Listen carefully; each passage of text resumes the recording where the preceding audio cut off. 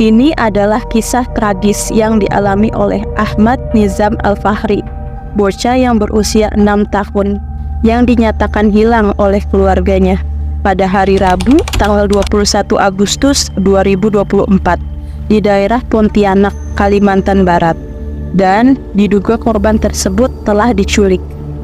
Kabar hilangnya Nizam Al-Fahri sempat viral di media sosial karena keluarganya terus menyebarkan informasi anak hilang di grup WhatsApp dan di sosial media.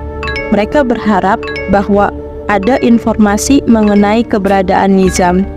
Selain itu, sang ayah juga telah melaporkan kejadian ini ke Polda Kalimantan Barat.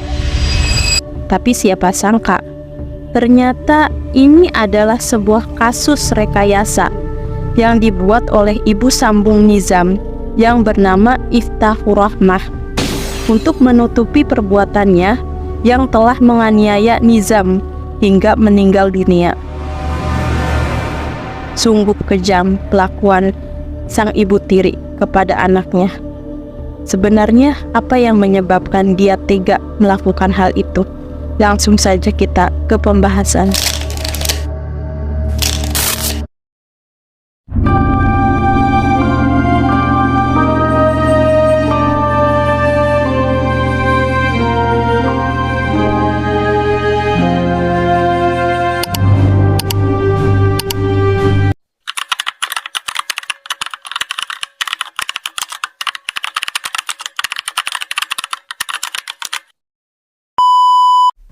Diketahui bahwa Nizam sudah 2 tahun tinggal bersama ayah dan ibu sambungnya. Ayahnya yang bernama Ican dan ibu tirinya bernama Iftahur Rahmah. Mereka berdua sudah menikah selama 3 tahun, dan dari pernikahannya mereka dikaruniai 1 orang anak. Sementara ibu kandung Nizam yang bernama Tiwi berada di Jakarta. Sebelum Nizam tinggal dengan ayah dan ibu sambungnya, Nizam tinggal dulu bersama ibu kandungnya di daerah Jakarta. Sekarang sudah 2 tahun Nizam tinggal bersama ayah dan ibu sambungnya. Komunikasi dengan ibu kandungnya masih berjalan dengan baik, walau harus melalui handphone ibu tirinya. Dan setiap kali ibu kandungnya video call, semua terlihat seperti baik-baik saja. Nizam juga tidak pernah menceritakan hal-hal buruk yang pernah dia alami kepada ibu kandungnya. Ibu kandungnya pun merasa aman dan tidak menyimpan kekhawatiran sama sekali kepada anaknya. Dan menurut Ican, sang ayah, Nizam juga diperlakukan baik oleh ibu sambungnya. Keduanya sama-sama tidak menaruh kecurigaan kepada Iftahur Rahmah. Menurut kesaksian wali kelas Nizam, ibu sambungnya terlihat lemah lembut, baik, sopan, dan sering menanyakan pelajaran anaknya. Tapi siapa sangka, ternyata sifat asli dari Iftahur Rahmah, sang ibu tiri, terungkap kebenarannya, di mana selama ini dia sering memarahi dan menyiksa anak sambungnya, berbanding terbalik dengan perilaku yang dia tampilkan di depan orang. Hal ini bisa terungkap berawal dari ayah Nizam, yaitu Ican, pulang bekerja dari Kabupaten Sintang pada hari Rabu tanggal 21 Agustus 2024. Saat itu Ican tidak melihat putranya, karena biasanya Nizamlah yang selalu membukakan pintu dan menyambut sang ayah pulang. Namun di malam itu sosoknya tidak terlihat lagi.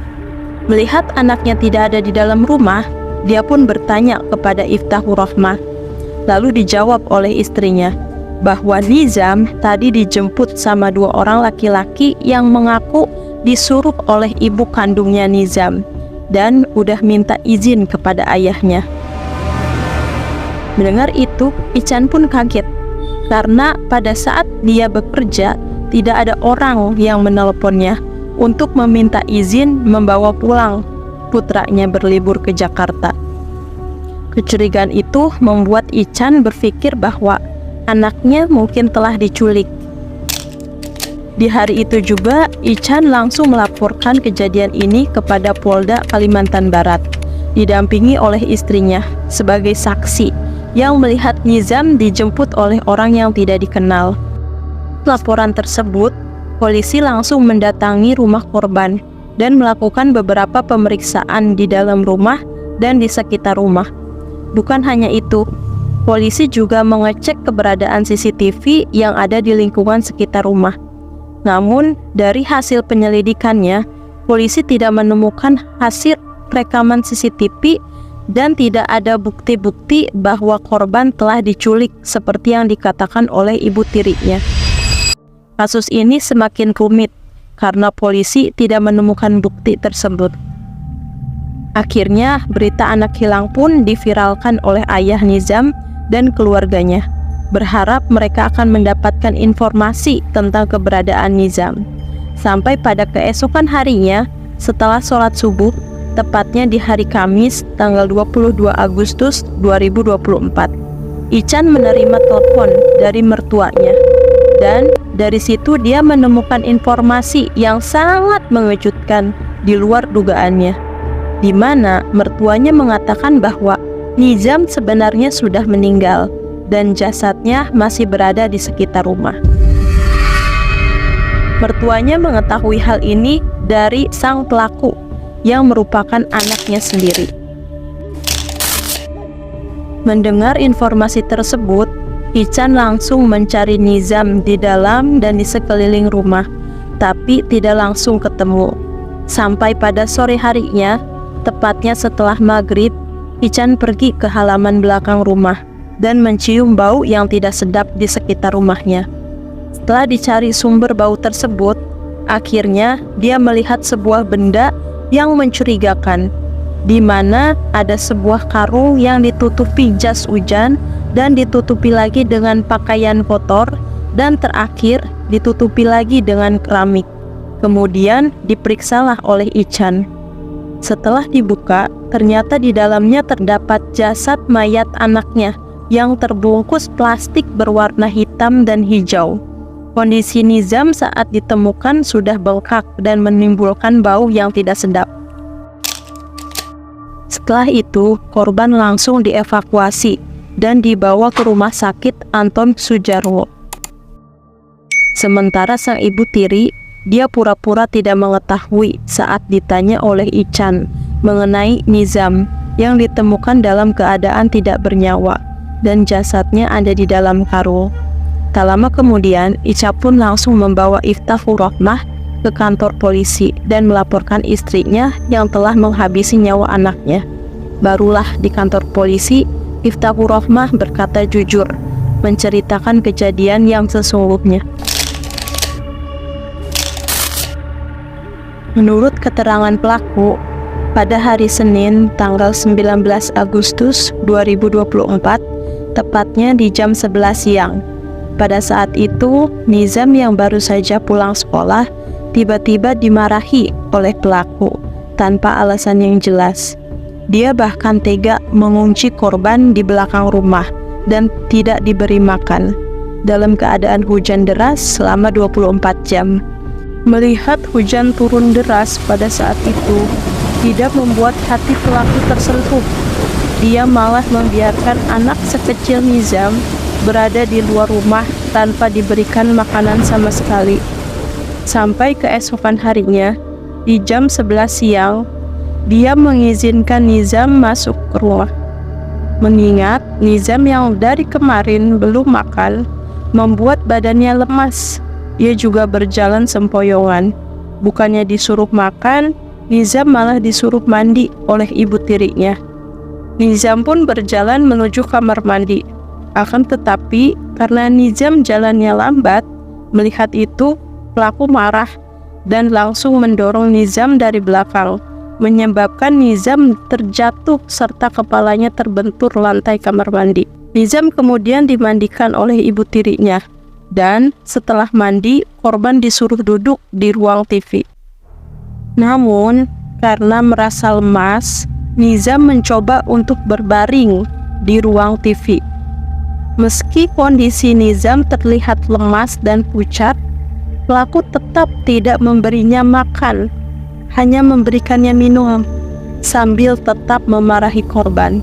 Setelah waktu sholat asar, keadaan Nizam semakin memburuk. Lalu dia pun meninggalkan Nizam di ruang TV untuk menyusui dan menidurkan anak kandungnya yang masih bayi. Setelah menidurkan anaknya, pelaku langsung melihat kondisi Nizam lagi, yang sudah susah bernafas pada saat itu. Dia pun mencoba memberikan nafas buatan sambil menekan dada korban. Usai diberikan nafas buatan, pelaku mengatakan bahwa pada saat itu Nizam sempat kembali bernafas dengan teratur. Tetapi setelah beberapa menit kemudian, dia melihat Nizam susah bernafas dan nafasnya tersengal-sengal. Melihat itu, dia pun hendak memberikan nafas buatan lagi. Akan tetapi, ketika dia mendekat, mencoba untuk memberikan nafas buatan, ternyata Nizam sudah tidak bernafas. Dia pun mengecek detak jantung korban, tetapi sudah tidak terdengar lagi detak jantungnya.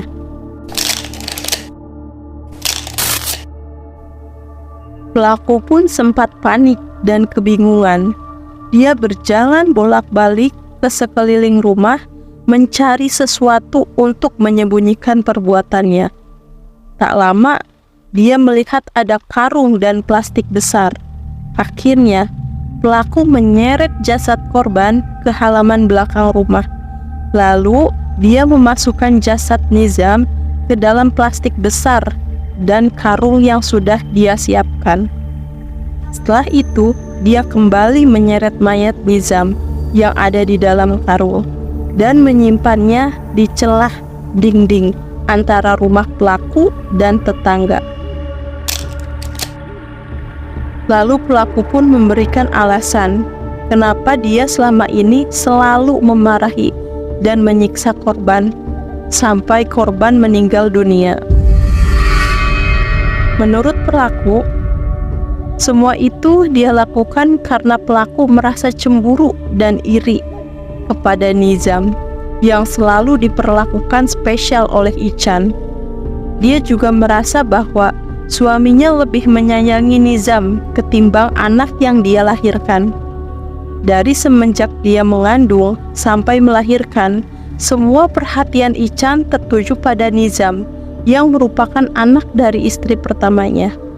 Apalagi dari awal dia memang tidak menyukai keberadaan Nizam dan pernah bilang kepada suaminya bahwa dia tidak mau mengurus anak yang bukan darah dagingnya.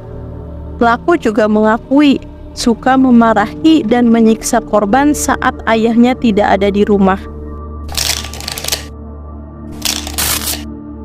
Mendengar pernyataan pelaku, keluarga tentunya shock saat mengetahui kenyataan bahwa selama ini Nizam tidaklah diperlakukan baik oleh ibu sambungnya. Betapa menderitanya bocah umur 6 tahun yang harus mengalami penyiksaan seperti itu. Lalu Nizam pun dimakamkan di kampung halaman ayahnya di Sumatera Selatan pada hari Sabtu tanggal 24 Agustus 2024.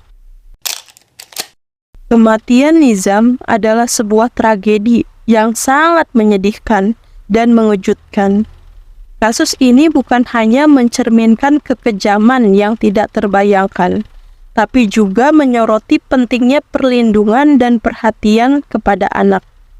Semoga Nizam mendapatkan keadilan yang layak, dan semoga tragedi ini menjadi pengingat bagi kita semua untuk lebih memperhatikan dan melindungi anak-anak di sekitar kita.